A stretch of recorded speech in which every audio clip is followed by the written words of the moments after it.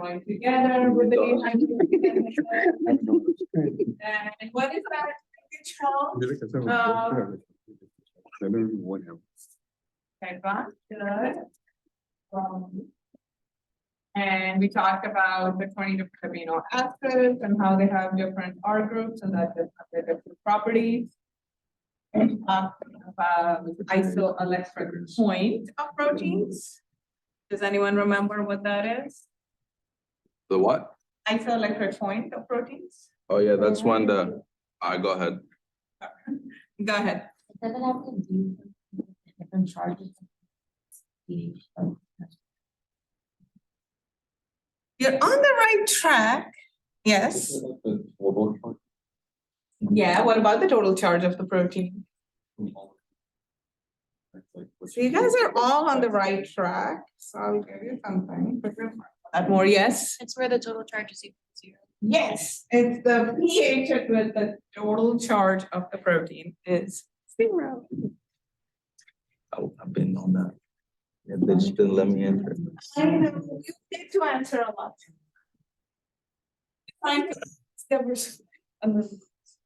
Okay, so yes, that's what we are looking at is when the pH at which the net charge of the protein becomes 0, that's the isoelectric point of the protein. And it becomes really important in how the protein has to function and where it will be active or not active, depending on what properties it needs to become active. Okay, so for the 20 amino acids, like I said, you don't necessarily need to know each one's properties by heart or structure by heart. You can always look that up. What you do need to know is the different categories and how that might behave, make the protein behave if you have a lot of a particular category in there. And we will be talking about that more in detail today, about how having a lot of what happens if you have a bunch of non-polar amino acids in there versus if you have a positively or negatively charged amino acid. Okay. So this is where we're gonna start talking about the actual protein structure and then eventually its function, how they relate to each other as well. Up till now, what we've been talking about is basically what we call the primary structure of a protein. This is basically the ribbon form, just the sequence of amino acids that exist in that particular protein. Nothing more than that joined together with their peptide bonds, right? And that initial string, that's it. It's gonna have a carboxyl end and an amino end, right? All proteins will have those.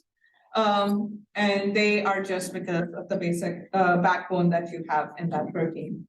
Once you see that chain, then you start looking at the R groups and the hydrogen. Remember, there are a lot of these hydrogens and then the oxygen in there. So they are gonna start giving out hydrogen bonding opportunities for your structures. And those are going to lead to your secondary structure, which is going to be all between the hydrogens and the oxygen in your polypeptide chain and how they're going to start with each other. And we'll talk about those secondary structures. There are 2 different types that basically form alpha helices and pleated sheets. So we'll go through those. Then at the next level of organization, you have the tertiary structures, where now based on the properties of your R groups, as well as these hydrogen bondings that have already occurred, the proteins are going to start folding into specific 3D shapes that are going to allow them to be in their kind of least energy consuming path and or most stable form. And that 3D structure is going to be your tertiary structure. And finally, you have a quaternary structure, which is the final active form of the protein. Sometimes this is it. This is as far as it needs to go to be active. Other times it requires other proteins to interact with, RNA molecules to interact with, different things to interact with in order to become the final active form. And that would be the quaternary structure in those cases. So going back to your primary structure, you have your amino end, which is going to be positively charged, right? And then you have your carboxyl end, which is going to be partial negative charge. And then you have all your chain of amino acids. In here, you're gonna have your R groups, and these are gonna start determining the properties for this particular polypeptide chain. This is going to derive straight from the sequence that was present in the gene, right? And translated into by the ribosomes after the mRNA was made. And this will contain what? Exons, introns, both. Both. I should take away a sticker. I should have an opportunity to take away stickers from people when they give me answers about their paper. Just said. Exon. So the polypeptide chain, what type of sequence from that original gene does it contain? Exons. Exons, introns, or both? Exons, good. Finally, yes. So yes, it will be just exons, not exons and introns. Remember that it's going to be that final spliced form of the mRNA that's translated. So that's what it's gonna contain. And that's the amino acids that we are looking at. Now, let's go to the secondary structure because we have talked about the primary structure basically last week. And so, like I said, there are two different forms of secondary structures that form in most proteins. And these are alpha helices or beta pleated sheets. The alpha helices, again, both of these are dependent upon the hydrogen bonding in that main chain. Right? It's nothing outside. It's not taking into account the R groups as such yet. It's only the backbone of your polypeptide chain. So it's the carbons and the hydrogens with the, not carbon, the hydrogens and the oxygens within that structure. We'll go through that in more detail. In a second, there are a few links in here that you can click on to kind of get some cool 3D models and 2D models of these structures. When they combine together is when you start getting your full kind of 3D structure of your protein. So starting with alpha helices can go in both orientation. They can be left-handed or right-handed alpha helices. They are very rigid cylinders because of the way your hydrogen bondings are going to occur, and they are going to be equal distance. So all the helix parts are going to be in the same orientation, and they are going to be same width apart. So it's about 3.6 amino acids that the turn will happen.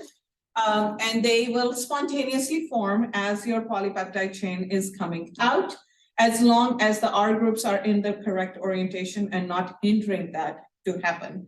And so these can form, again, these can allow proteins to form different shapes at the end of the day based on how many helical structures form within the polypeptide chain, how many areas of these kind of alpha helices happen in there.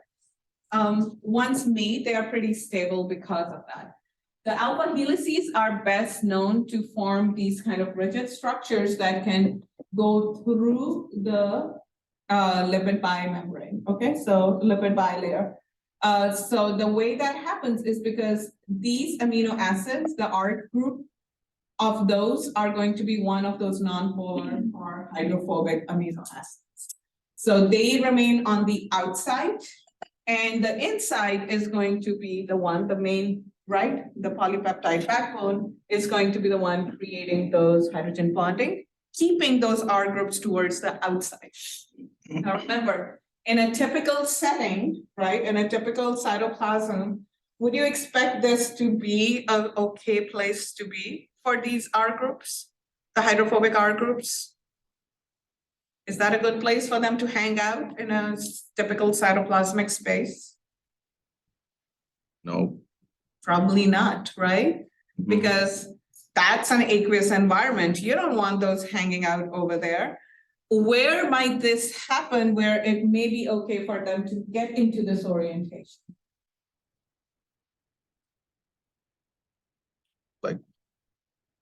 Like, Wait, like, why should they go in that orientation? well, they would go in that orientation when the alpha helices form, but alpha helices form basically when you have a bunch of these, you know, so you have your polypeptide chain, and the only time they can start building these kind of, you know, start twisting and making these type of hydrogen bonds is when these amino acid R groups are all hydrophobic in a row. So you have these hydrophobic R groups, right? And they're all in a row, so you have like 8 of them or 10 of them. So these amino acids want to then be in a particular orientation. And so you will automatically then form hydrogen bondings in the side chain to create a helical structure. So these are about 3 amino acids. So these are going to be your R groups then that are sticking towards the outside in this case. Where might that happen spontaneously? Not in the cytoplasm, right? Because that's aqueous. So hydrophobic amino acids aren't going to be sticking out and interacting with water. Where can that happen where that may be okay to do? Yeah. Inside the phospholipid bilayer. Eventually, yes, but they're not there. They're still getting built. Where the 2 locations that translation happens. Say? Nucleus? No. Ribose? Well, where are the 2 locations ribosomes translate mRNA? Endoplasmic reticulum. RAF-ER, remember? So RAF-ER provides that environment for them where these things can happen. It's mimicking the environment that these proteins are going to eventually end up in. And that's going to provide them a space where this type of construction can happen. Proteins that are out in the cytoplasm won't readily do that unless there's other stuff happening there to create that environment. Right? So primarily, and you'll know, learn about that in a little bit as well, that the ER environment is such for those proteins that need to be transported to the membrane, that need to be sent outside, right? All that stuff is happening there, and because they're creating that environment for them. So yeah, but basically you have in an alpha helical structure, you have these hydrophobic side chains that are going to be facing towards the outside, causing the internal structure of that to hydrogen bond with each other so that you can have this really rigid cylinder that can be inserted within the lipid bilayer. Now, that's not to say that you can never have an amino acid towards the inside. There are constructions, you would have these alternating, or every 3 amino acid, there'll be one that's inside. And that inside amino acid is going to create this aqueous environment in the pore for certain molecules to come interact with it, right? So both of those constructions can happen, but typically in this, that's what you see, is that you have your main alpha helic core, and you have your hydrophobic amino acids towards the outside, so they can be inserted into a lipid.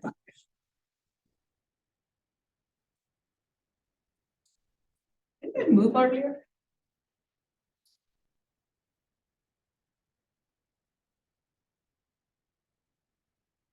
Okay.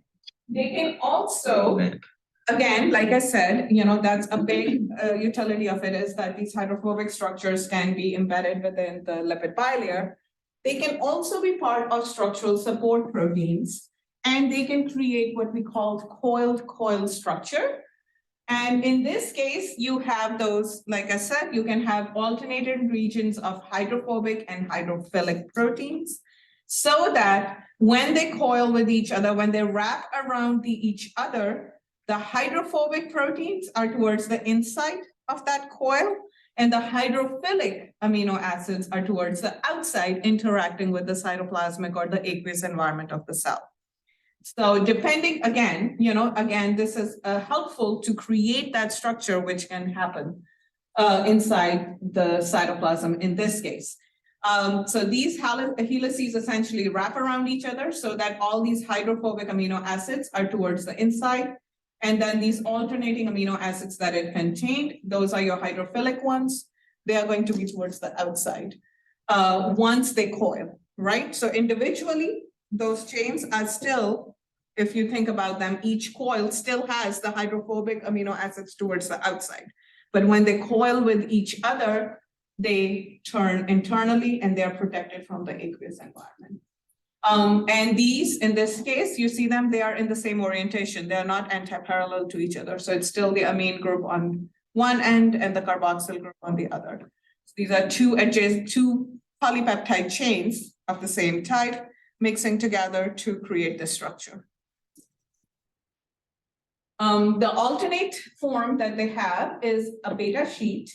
Beta sheets are going to form when you have segments of polypeptide chain that lay next to each other, either in parallel or in anti-parallel form, to hydrogen bond between them. What proteins do you think this would be good for? So this creates like a flat sheet almost, right? With interlocking hydrogen bonding happening in between these two adjacent strands. What might this be good for?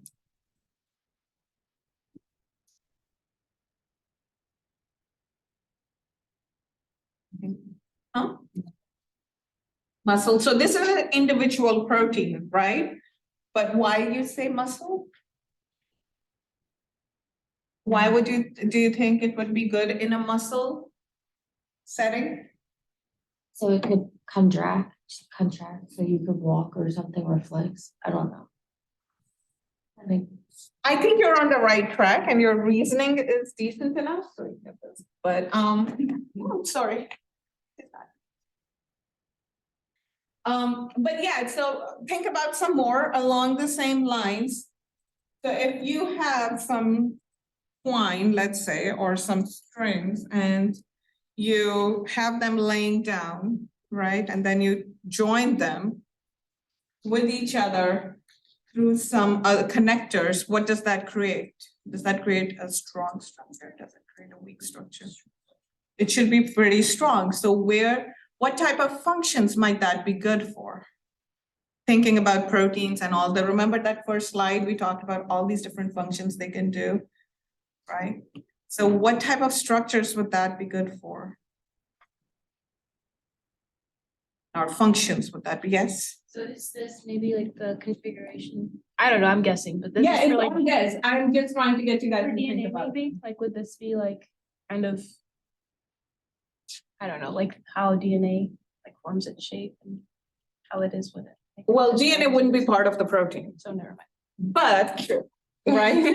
DNA has its own little anti-parallel thing happening. It has its own structure, yes. Just like structural support. Structural support proteins, yes. So if you think about proteins that require a structure, that are helping keep the structure of the cell together, that are providing that highways for protein molecules to move from one place to another, for example, for those, this might be a good thing, right? So you want to always think about, try to imagine the proteins as we talk about them and think about what type of function can something like this perform, right? So yeah, so these two are most common folding patterns that we see. And again, in both these cases, you have hydrogen bonding from the main chain, right? So this is the backbone of the protein, not the R groups that are making these hydrogen bonds. It's very important to remember about this. So you have the alpha helices where you have each 3 amino acids within a loop as they go around for the alpha helix. And I know this is kind of like mimicking the DNA type structure, but it is different in this case.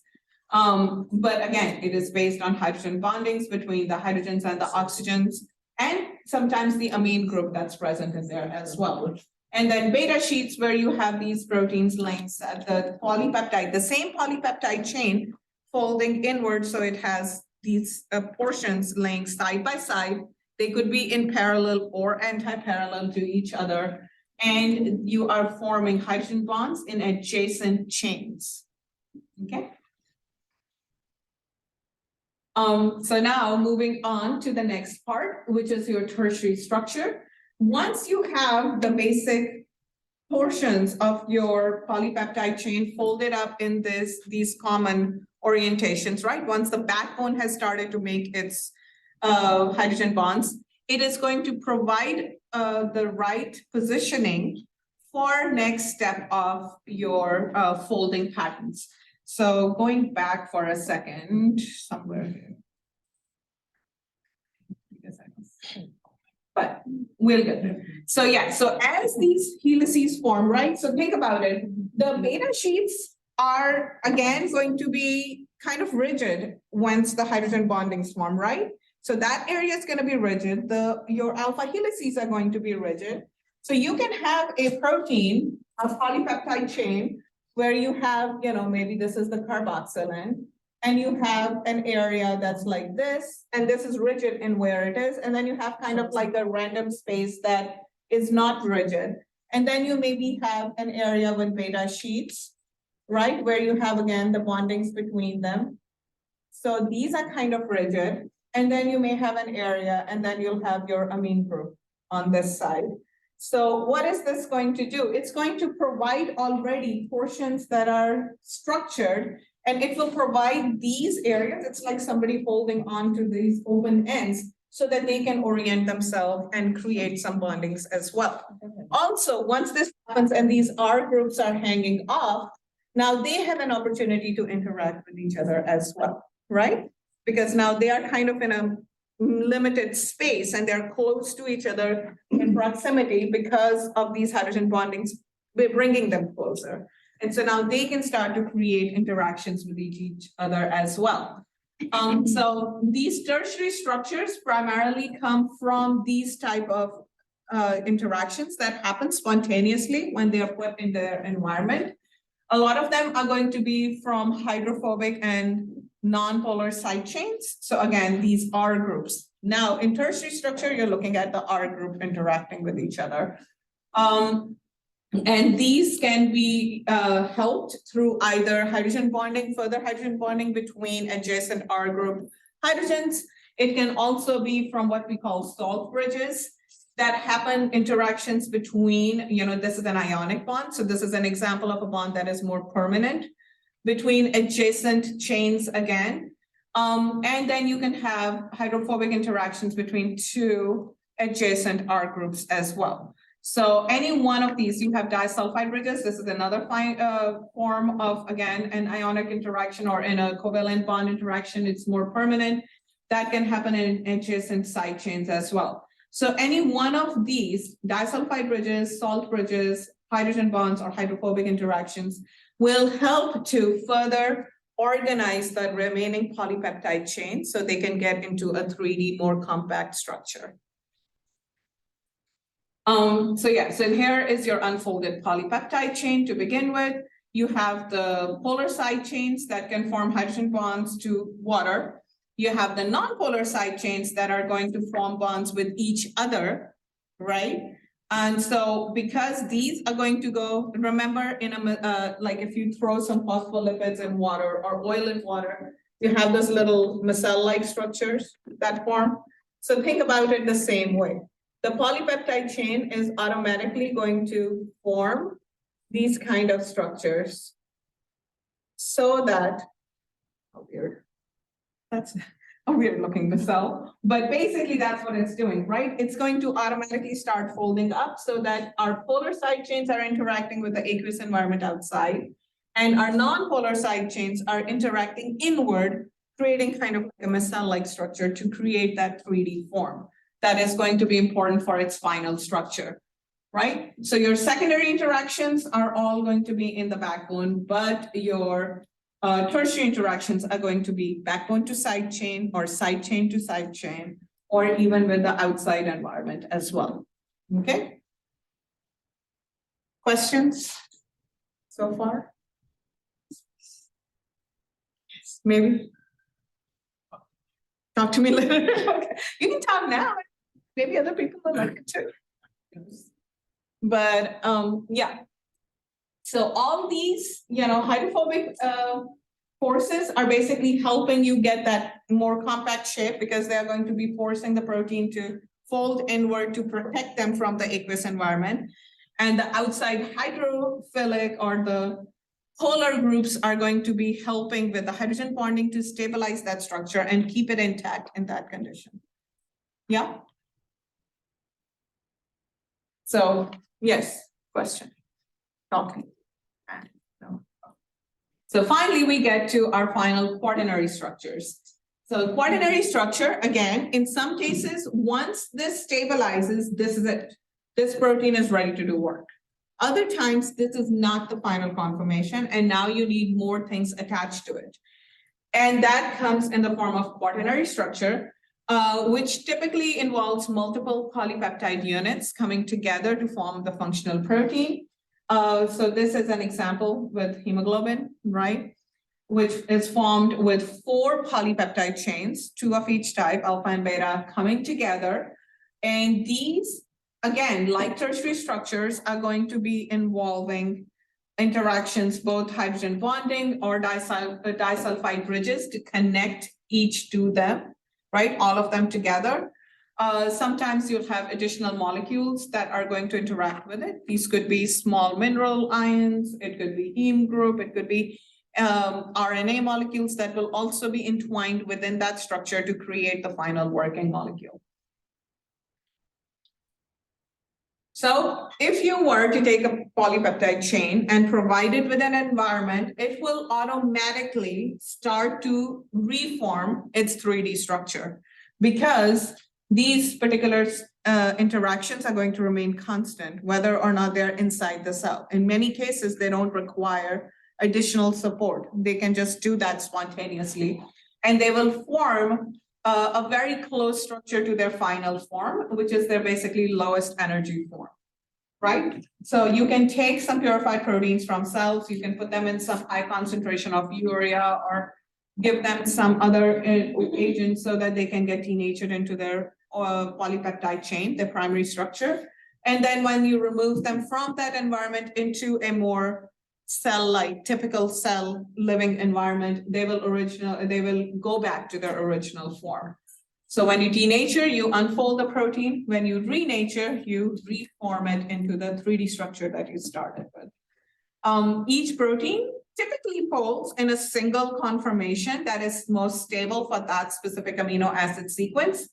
What might make this form change? So like I said, typically form that single stable, the same structure, the same shape. What might change that? Yeah? Possibly the deletion or addition of another amino acid that could change. the Definitely, if you change, don't even delete, even if you mutate an amino acid. So now it went from an acidic to a basic form, for example, or a polar to a non-polar. You can imagine that's going to completely disrupt that protein, right? But even in normal situation, the same protein given a different environment than its typical environment can change conformation, right? Why would that be? So let's say a protein typically lives in our outside in the cytoplasm, and we put it in an environment that mimics the lysosome. What might happen to that protein in that environment? Would it keep the same form, 3D structure? Why not? Anyone in the back? It's back. Well, I see them writing, but I don't see them talking. I want them to talk too. No? Not nice. Don't you want a sticker? She's like, I want a sticker, but That's the way her shoulder went up, which is, don't you want to yeah, stop? people that are like, yeah, it's okay. We'll deal with the stickers later. And yes. So what happens when you have different pH? What changes in the polypeptide chain that cause it to have a different shape? What one? Which one? So will the hydrogen bondings remain the same? Isn't it because the cytoplasm and hydro? So what? No, cytoplasm is not hydrophobic, just so you know, hydrophilic. Yeah, hydrophilic and then. Lysosome is also hydrophilic. It may be very acidic though. So giving you a better environment. So typical, let's say that protein normally resides in the blood. And you have a bleeding ulcer, so now it's in the stomach acid. How will that protein change? Why? Why is it so stressed? What's wrong with it? What happens? what happens when the pH changes? What changes about this protein? Yes, and those charges are where? You know the answer, you're like circling around it. So, whenever the protein goes to a different place, which has a different pH scale, Yeah. that protein is set to a specific pH scale, and let's say it's gone to like something that's way higher, then the hydrogen bonds in that protein is like denatured, causing it to like fall off and stuff like that, making the protein. Destabilized, sure, they're less likely to be destabilized in some cases, but yeah, go ahead. Yes, excuse me, because like in different solutions, it has like different chemical formulas of the solution, so. That's what it is. Of the polar sides that are like out, like will. So- Different, Yeah, what properties?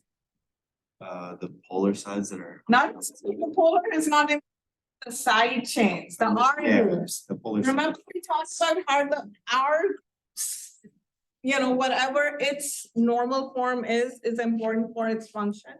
That's where it becomes important. More than the side chains, more than just the backbone's fine in most cases. It's those side chains that were giving it its function.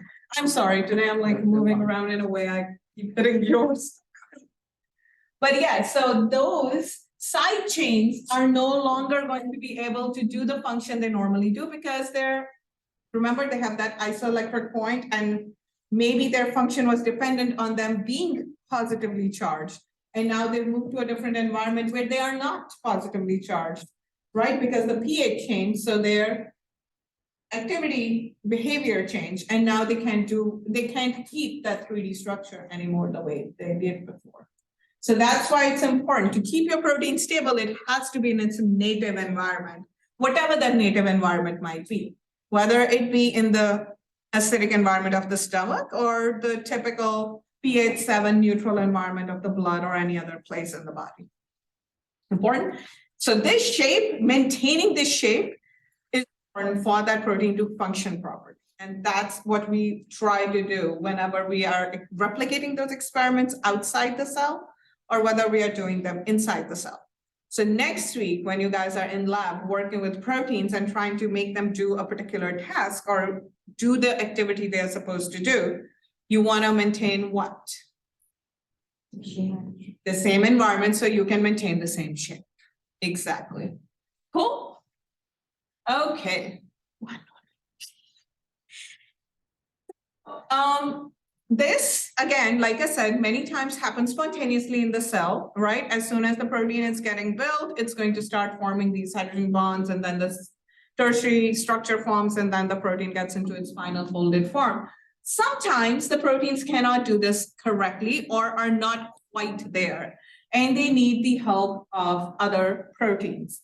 And these proteins are called chaperone proteins, and they basically get close to the polypeptide chain, bind to certain portions of it and help it get into that final conformation so that it can correctly fold in the correct form, right? So if you did not have the chaperone proteins, it could still form, right, close to the structure, but it couldn't get to the final exact state without the help of those proteins. And those initial structures, remember, because you have these alpha helices, you have the beta sheets, those things can still form. But then that outside loops, they can't get into the final form without the help of these chaperone proteins in this case. Some of them, again, remember there are proteins that will have those hydrophobic chains on the outside, right? And they're in the cytoplasm, and now they need to be in a place where they can actually be in that state. So some proteins need an isolated chamber with the right environment, essentially. And so certain chaperone proteins will provide that particular environment needed for that protein to fold properly. So the partially folded proteins, the secondary structure is already done. It comes into these chambers. They usually even have a cap on them. So have the proteins that act as a cap. And then these proteins will be formed properly. They will have the environment where they can fold into their final form. And then they will be released outside into the cytoplasm again to do the function they need to do. Cool? I can tell the time. Does anyone know? Oh, okay, so we're doing good, right? Good. Make sure I couldn't today. On that note, if you look on Canvas, I have uploaded an updated schedule since we were like all messed up since hurricane and everything. So now we should be able to stick to it the rest. The deadlines remain the same, but the actual chapters kind of shifted a little bit up, down, so you might want to look at it at some point. Okay, so another thing, so remember, if you look at up here, yeah, fine, so we provided it the isolated environment to do it, but as soon as you throw it out into the cytoplasm, it's not in that isolated environment, so you still want to make sure it stays stable. And that function is many times done by creating these disulfide bonds, which are covalent bonds between adjacent R groups in a final structure. And they are going to kind of link them in a way that now they are harder to break apart, right? It's not simple like hydrogen bonding, which is a weaker force. So with the covalent form, these are now going to be able to survive in that environment. These only form either outside the cell or in those little chambers where they can be in that space, because cytoplasm is a reducing environment and it's harder for it to form these again in the cytoplasm itself, right? So it's going to form on the outside, and then once they are maintained and stabilized in structure, when they come out, it will not disrupt those bonds anymore. Okay, now just because a protein, remember structure, the final 3D form is important for its function, doesn't mean that the entire polypeptide chain has to remain in that perfect form all the time. Proteins will have regions that are unstructured, that aren't as organized or as important in a way, in some ways, that are just kind of hanging out in whatever form is easiest for it in a particular environment. It can go from one pH to another and change a little bit while protecting. Usually the goal is to get these structured domains, the regions that are important for the function of the protein to maintain their shape, their location in the space. So the unstructured region provide the two basic functions. One is to get the structure domains to be in the right orientation, to be in the right place. And the second is to allow for this flexibility as proteins change their environment sometimes, to still maintain that area, protect that area from moving while they themselves move in the right way according to the pH or the changing environment. So they can also help in actual activity of the proteins. So here is an example where you have a polypeptide chain that's going to interact, or you have maybe another molecule that is going to interact with this protein. And so it's going to come and wrap around it and bind around it. Now there are going to be regions in there that it needs to interact with, but the rest of it is just going to get folded up around it in a random, almost random manner, as long as the important part is structured where it needs to be. It can also create these tethering domains within the protein. So you have this unstructured area with something that can bind to the initial polypeptide chain when it is activated, for example. So this little area is movable. That can move in and out depending on the environment, depending on what's attached to it. And then your structure domain will remain constant and bind to the site it needs to bind to when it's activated. And so here you have an example of a polypeptide chain with 4 different structured domains, and then you have a bunch of unstructured regions. The unstructured regions will fold around to help the structured domains come into the right orientation. Yeah.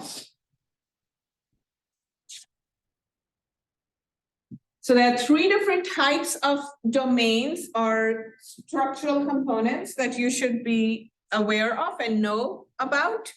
And those are domains, motifs, and then how the protein is folding, right? A domain is a structural domain that stabilized the overall structure, right? It's once the protein is overall made, these domains are going to remain in their orientation, correct orientation, and they are gonna fold into that orientation with or without the final structure, right? With being there. So if I just have this little piece, it will create an alpha helix regardless of whether the remaining polypeptide chain is there or not. These beta sheets, so alpha helices, beta sheets are the most common structural domains that we know of. Motifs are small, tiny sequences that may be present in many proteins. And they are that, again, it's a repetitive, it's a particular sequence, not necessarily a repetitive sequence. It's a particular sequence that's present in multiple proteins that have the same function. For example, it could be a DNA binding motif, right? And this is a particular type of amino acid sequence that's going to help that protein bind to DNA.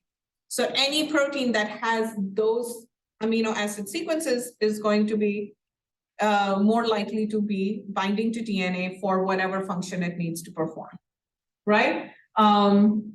So that's one example of it. It could have an enzymatic activity or it could be something different. So these are present in the 3D structure. They don't necessarily show up in just the polypeptide sequence. Sometimes you have to be in the 3D structure to get those amino acids lined up just right in the right place for them to work properly. And then you have your protein folds. And this is, how the protein is folding in the 3D structure. Beyond the alpha helices and beta sheets, you have bundles of helices, for example, that can form to create a barrel. You can have barrel kind of formations, a pore, like a nuclear pore forming because of the beta sheets, the way they are organized in the 3D structure. Again, these are going to be in the final 3D structure. So the structural domains are in the polypeptide sequence. You can recognize them in the primary sequence. Motifs sometimes may be recognizable in polypeptide sequence, sometimes may need the 3D structure to be there to be recognized. And protein folds are definitely only going to be present when you get your final 3D structure, okay? So we classify proteins based on not just the sequence, but also what kind of structural domains and motifs are present inside them once we know about their functions. And this we can group them together based on that sequence similarity, which is based on the primary nucleotide sequence or amino acid sequence, or structural similarity based on that 3D tertiary structure that we see, right? And so that is going to dictate which families they belong to. Do they belong to zinc finger domain family, right? Or do they belong to DNA binding proteins, or are they transcription factors? So we can organize them into possible functional categories based on these sequences and based on the structural domains that they contain. So we'll look at the families they belong to, the domains they have, and the sequence features they possess. All three of those kind of go together. So if we have proteins, let's say just imaginary, we look at the sequence primary structure, right? And when I'm looking at that ribbon sequence, I find hydrophobic region, hydrophobic region, hydrophobic region.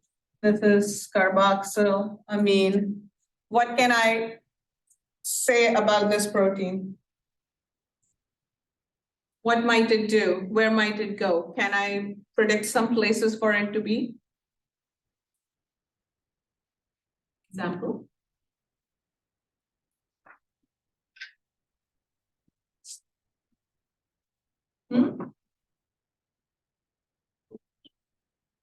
So I have this protein, it has these regions, right? Several amino acids that are hydrophobic. And then you have areas that are hydrophilic and hydrophobic and hydrophilic and hydrophobic. What are some things I can predict about it? Some areas will be active and the other ones will be non-active.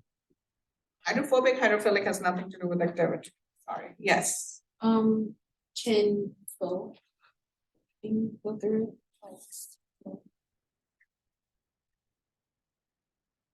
You're on the right track, not quite there. Going off what she says, like a regulatory thing, so it might be some sort of membrane or something. You're close. On the track, so yes.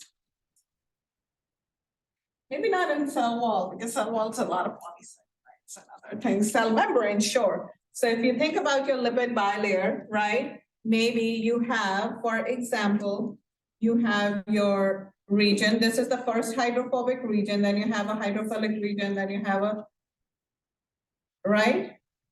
And maybe this is the carboxyl, maybe this is the amine group, this is the outside of the cell, inside. So you can see that this might be a transmembrane protein with 3 passes through the membrane. Does that make sense?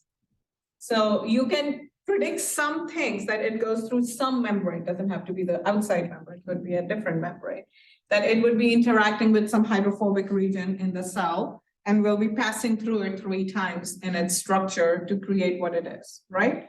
That's an example of what might be thought about. So we'll see some of those.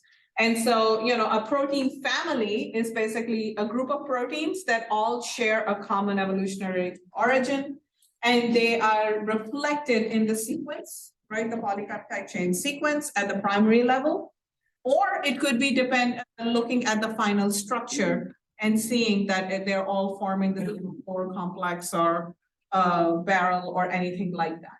So an example of this is, you know, you have your superfamily, then you have your subcategories within it, and then subcategories to that. For example, we have these G protein coupled receptors, right? These are a bunch of receptors that will receive signals from outside or inside the cell in the membrane. So they'll be in the membrane, and you have different types of receptors that can form, right? So you have secretin-like GPCRs that will be outside in the membrane. You might have rhodopsin-like GPCRs, specifically in your eyes, for example, right? And so if I look just at that category, then there are many, many different types of receptors that receive different types of signals from the what we are looking at, right? Different type of light signals, for example. And so you'll have the opsins, you'll have the relaxin receptors, adenosine, dopamine, they're all going to be responsible for a different part of vision and different part of how we perceive visual signals, right? And so within the opsins, which are specifically for looking at the light, you have the red sensitive, green sensitive, blue, and then the rhodopsins, right? So opsins, you'll have all these different types.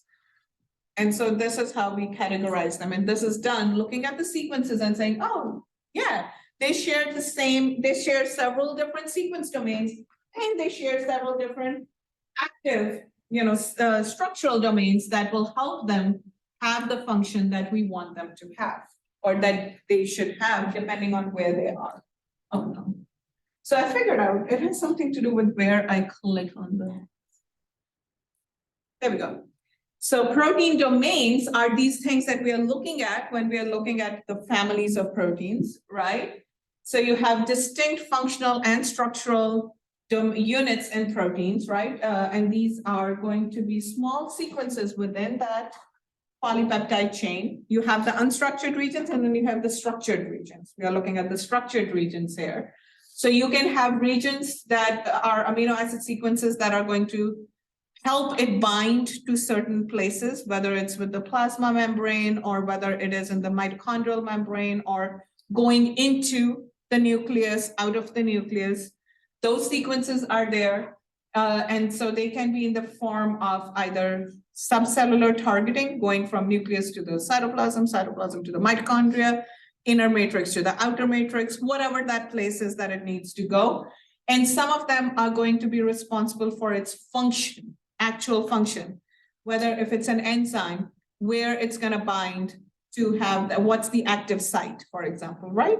Is it going to require binding with copper or a heme group? So those binding portions, those are going to be part of those catalytic activity regions. Those are the structural, functional domains.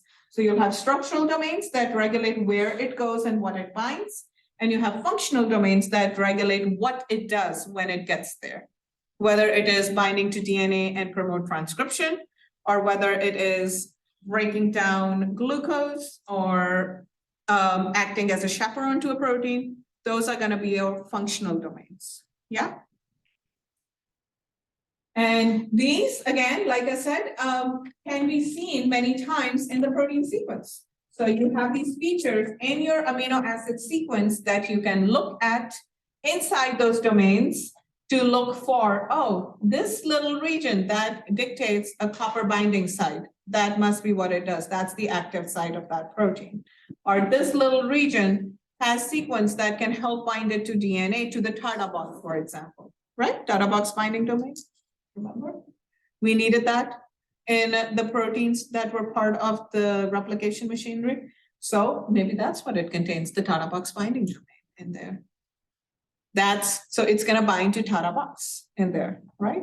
So just like DNA has sequences to promote certain protein bindings, those adjacent proteins are also gonna have, the complementary proteins will have the protein sequences that will help them bind to that region. Yeah? So these domains will contain those active sites, binding sites, those are important for their function. Then sometimes they'll contain repeats, again, repetitive sequences. Just like you had those sequences in the DNA, well, when they translate, they're gonna translate here too, right? If they were part of that exon structure, then those repeats help it go in and out of the membrane, for example, or do some other function that is important for it. And then last but not least, you have post-translational modification sites. These are sites at which the proteins can be phosphorylated, methylated, acetylated, or glycosylated, among other things. But those are the four main ones that you should know about. And those are going to decide whether that protein is going to be active or not. And also that's going to dictate whether the protein can interact with other agents outside the cell or inside the cell or not. Okay. So these post-translational modifications are chemical modifications of your polypeptide chain after translation, and sometimes even after complete 3D structure is there, right? So you have your final protein, and these are in the form of many times phosphorylations or glycosylation. When we are glycosylating a protein, what are we doing? What are we adding? So phosphorylating or glycosylating proteins, and these are going to typically render them active in their environment to do other work they need to do. Other times you might be binding different metal ions like magnesium, cobalt, right, copper, other things like that to make them biologically active. So the protein is there, the active site is there, everything is there, but it can't function until these post-translational modifications happen. And they happen in response to cell signaling pathways that we'll learn about later on. So an example of that is obviously your hemoglobin, right? You can't have oxygen bind to it, right, without the heme group and the iron present there. So those are post-translational, again, modifications that have to happen to that quaternary structure before it can actually be active and work to carry oxygen. Okay, other times, so we talked about how chaperones are needed for our proteins to sometimes be made into their final form. Sometimes that's not because there is a mutation, let's say, that causes this protein not to be able to form its final form correctly. So in that case, those misfolded proteins can lead to either they can be destroyed and removed from the body. If not, they can lead to aggregates that can cause diseases of many types. The most common form of that we know about, the one that is most familiar to people is as Alzheimer's with the tau protein. And what happens with the tau protein is it's just a single, sometimes nucleotide change, by the way, or single amino acid change that leads to these proteins not being able to have their normal structure, normal protein structure. And the one they form is going to lead to aggregation of this tau protein and tanglement of this tau protein, leading to aggregates that are present in all tissues, not just brain, but specifically in the brain, it leads to that neuronal damage and neurons dying out over time, leading to symptoms of Alzheimer's. So this conversion of that normal to abnormal protein form, right, can be because of mutation, can also be due to sometimes infection or other things that cause that change to happen. And then what you end up with is these amyloid fibrils all stacked up on top of each other instead of dispersed all throughout the brain tissue.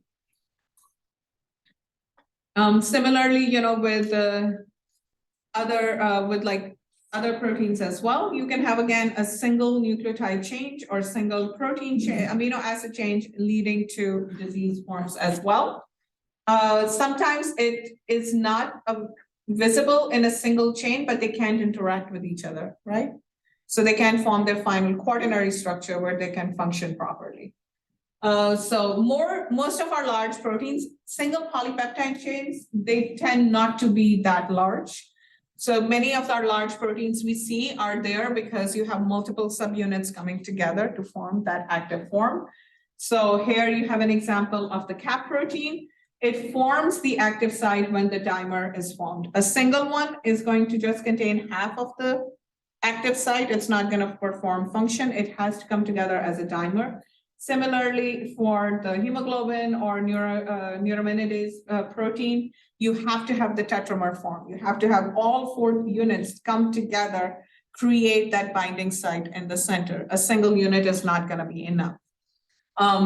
Many proteins work like that, work as a dimer or multimer of some sort, where they need multiple proteins together. And finally, your proteins come in a lot of different shapes and sizes. Many of your proteins are what we call globular proteins, where they have these unstructured form, giving it a more flexible environment that can help it bind and fold around its final place. And then they'll have their active site inside. Other times they'll have a more concrete form, right? Like in structural proteins, you'll have a more rigid or stable form. And some of them are tiny, so they can permeate through the membrane here and there, and they can go outside and act as signaling molecules, be inside and work on cell signaling. Other times proteins are only going to be present in one environment and not go anywhere else, not translocate to any other part inside the cell or outside. Okay. So these proteins, their active forms typically require, like I said, multimers of polypeptides coming together. Many of your structural support proteins, that's how they work. They have multiple, they're again, like a polymer of these proteins.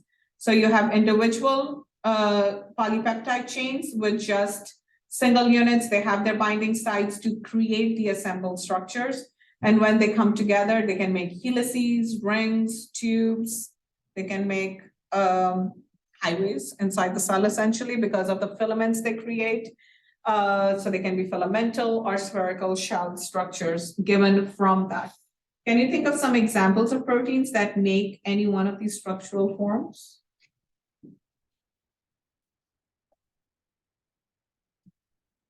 Do you know about? Mm-hmm. It's DNA. DNA is not protein. Okay. DNA makes. I do need a way to steal some of these stickers back. Yes, Myosin? myosin is an example of that. Good. Any of your cytoplasmic structural proteins, right? The cytoskeleton, actin, microfilament, any one of those, they will be created using this type of methodology. They will be single subunits that are coming together to form the polymer that is active and doing something, and then they'll remove it when it's not needed. So they'll go back and forth a lot too. They are very dynamic in their way they build and unbuild themselves. And then other proteins, when they're globular, again, remember, you have the carboxyl and the amino, and somewhere in there, they'll have areas. So the green areas are structured domains of some sort that are interacting with each other. And these kind of clear areas are more just kind of flexible in a way, right? So that allows them to conform around their target so that it can have that lock and key kind of mechanism more in place. So they have a particular active site. This site remains the same, and then everything around it can be a little bit more flexible to move around it to create that binding pocket the way it needs to be. So here are again some example of your fibrous, more structural proteins. You can have these collagen fibers. If you have a single collagen polypeptide chain, it's just going to be a collagen molecule. It's just going to create an alpha helix-like structure, and that's it. But that's not going to be stable all by itself. It's going to have to combine with other collagen fibers to create this kind of coil structure, which is a triple helix of collagen fibers. And that's going to be more stable because the hydrophobic agents are going to be towards the inside. The hydrophilic art groups are going to be towards the outside, and they'll stabilize the structure. Not only that, it's going to be a lot more stronger now, right? A single thread versus a coil structure, obviously the coil structure can provide more support. And that's what you'll have in your extracellular matrix many times. On this side, you have elastic fibers that are able to, again, somebody mentioned muscles as part of this kind of structural support protein area, where they can, open and close and stretch and relax. And they form with these, not only with them interacting with each other through normal interaction, but also through cross-linking proteins that are binding them to each other to create that structure that is more strong and able to react together as one single unit versus each fiber interacting separately at different speeds, right? When you link them together, that allows your muscles or your other structures to interact and respond at one time in unison to the environment, compared to each cell individually doing whatever it wants to do, right? Which would lead to a lot of twitching and not really moving in a proper manner. So proteins, when we show them in silico, right, in our models, we can show different representations of them. You can have just the backbone, and what is this going to show? What type of structures is this going to be able to show when we show it like this? Any of the tertiary, secondary, primary, which ones? So you have primary structure, and you can have regions that are active or like hydrophobic versus hydrophilic. Maybe a little bit of representation of areas that may be helical, right? So it shows these alpha helices sections and maybe some flat chains that might be beta, pleated sheets, but it's not able to represent them very well. Ribbon model, you can show the backbone interactions. You can show your basic interactions with the backbone in the form of alpha helices and beta sheets, but you can't tell anything about the R groups. You need the wire filling model usually to look at those interactions in the R groups.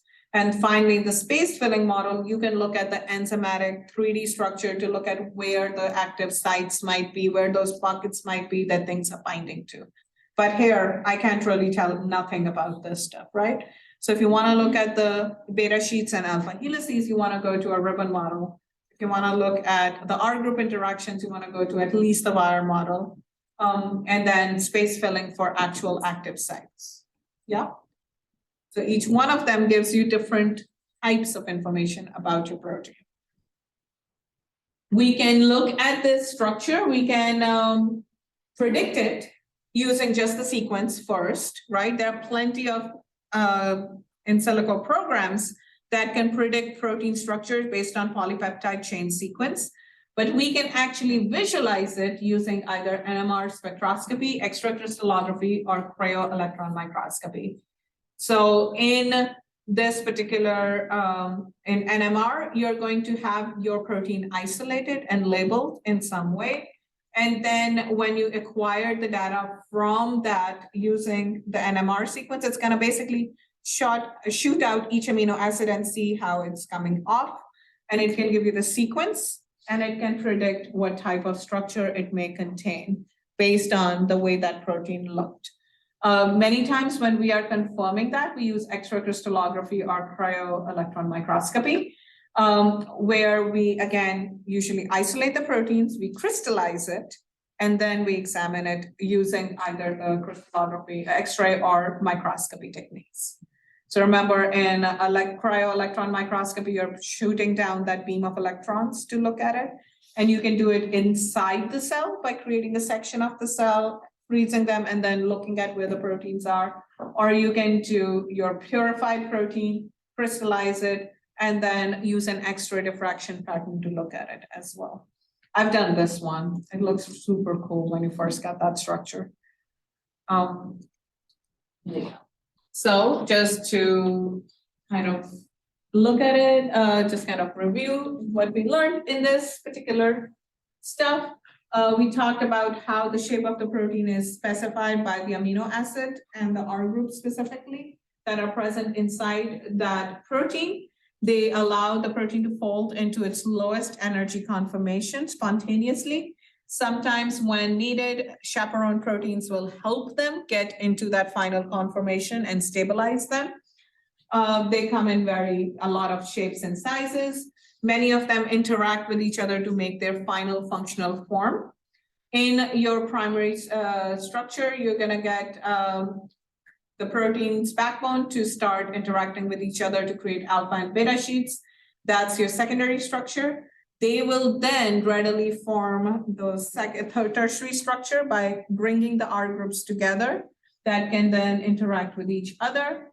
Beta sheets form rigid structural support protein cores, and alpha helices make structural cylinders that can be embedded within membranes and other molecules. And then if you have misfolded proteins, you can get lots of diseases because of that. Cool. Questions? Yes.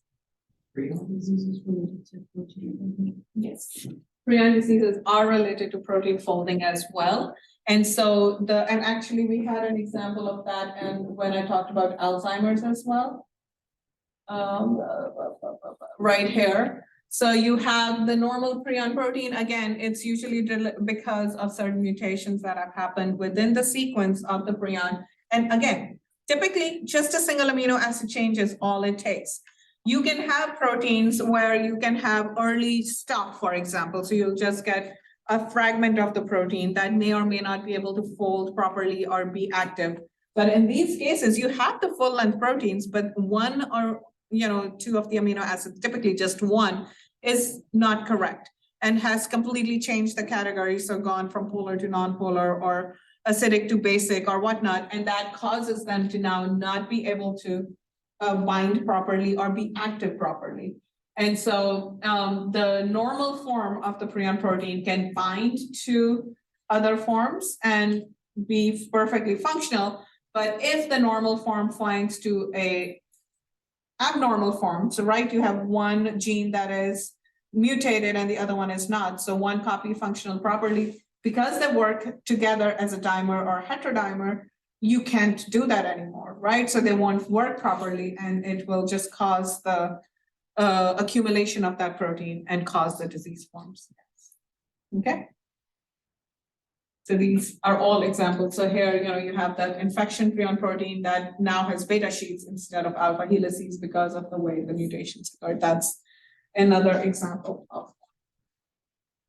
Yes. So are all like chaperone proteins just like much bigger? Or No. like different, it's like a family and there's like different sizes? Yeah. Chaperone proteins come in a variety of shapes and sizes. And actually we saw two examples already. One was small and one was big. So in some cases, protein folding, right? So this one is a large protein structure, right? It creates this like barrel-like structure, kind of almost like a proteasome type thing. But this chaperone protein is really large to allow the protein that it's building to come in. But then there are other chaperone proteins that are small. They're just interacting with certain areas on the polypeptide chain to help it fold. They don't have to be large. Not all of them are large. Yeah. Cool. So I am going to post a video version of the function of proteins, lecture for you guys to watch before next class. So I'll do an abridged version of that so we can get on track and I'll be back in sync and make our life easier, if that's okay. That one's a really short chapter because we're gonna go into a lot of detail with each part of that later on. It's kind of just an overview of what is to come. So I think you guys will be okay. It just has like 24 slides. And then when I come in, I'll answer any questions and kind of do a quick recap of it, okay? Everyone good? Cool. 10 minutes early. Yes.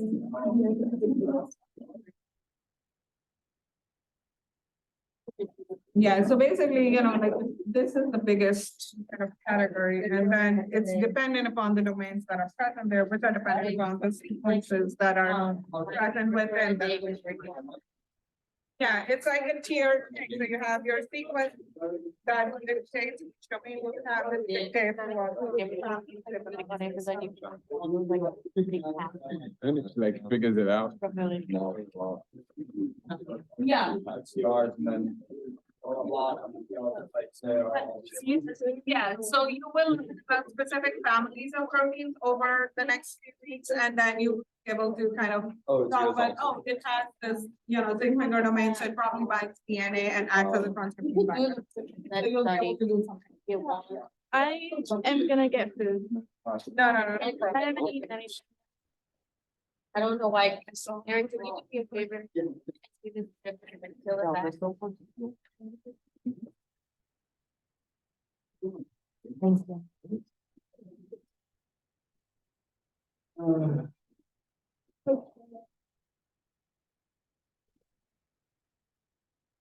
Lifted it up. Wait. Your domain, is it always gonna be there, like even? if we have, Yeah, it's part of the polypeptide chain. The unstructured domain chain allows the proteins to be a little more flexible while keeping that rigid active part of the no matter what protein. shape it is, or no matter what function, it's always gonna have a hunch. Most proteins will have unstructured domain areas. Now, not all proteins will have a lot of it, right? So if you think mostly globular proteins will have more of them than your. Cause it doesn't have like a rigid shape. Yeah, compared to the structured proteins, that are like microfibrils, those won't be as flexible. Globular proteins have more what? Unstructured domains, Cause it has more flexibility. it needs more flexibility because of many of their functions that they need to perform. So if you imagine, like you need to grab onto this tiny molecule in its active site to keep it in place, you need all that kind of little bit more amorphous space that can hold on to the rest of the area. So yeah. So it provides function its own way, essentially. Yes, dear. How's the Excel graphic grade last That I graded last night? night? Yeah, so as you said, I didn't upload the R whatever equation, and when I download it, because I thought. Yeah, see, I'm not gonna download it. Okay. well, And that's, I specifically say that in there, Oh, okay. if it is not visible on Canvas, it is not visible to me. Okay, Because I can't do that for 100 students. okay. My computer will die. It's already dying on. Okay. You get one of these computers. So my husband got me a new computer a year ago. It's like some cool gaming computer because I have a lot of like databases. and work. Yeah, and it makes weird sounds and it has rainbow keyboard. I was like, seriously, what the fuck is this thing contraption you've gotten me? So it has a lot of space and stuff. I got it, but I'm not taking it. I'm a computer kind of girl. And my 13-year-old wants me to give it to him. Oh, that's a good idea. Yeah, he's like, Mama, just give this one to me and you can get a new one. Yes, yeah. Oh, no. Oh, yeah, no, well, I know the dates. I just need to give you them. I believe they are in the first week of October. Yeah, email me and I will let you know. So I mean, schedule only available to the website sections, because, I didn't want to confuse everyone. But I will look at it and I will let you know.